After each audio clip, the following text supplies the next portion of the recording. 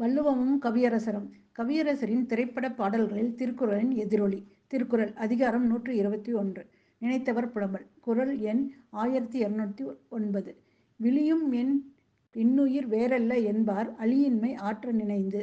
பொருள்: நாம் ஒருவரே, வேறு வேறு அல்லர் என கூறிய காதலர் இரக்கமில்லாதவராக என்னை பிரிந்து சென்றுள்ளதை நினைத்து வருந்துவதால் என் உயிர் கொஞ்சம் கொஞ்சமாக போய்க் இருக்கிறது. கவியரசரின் திரைப்பட பாடல்.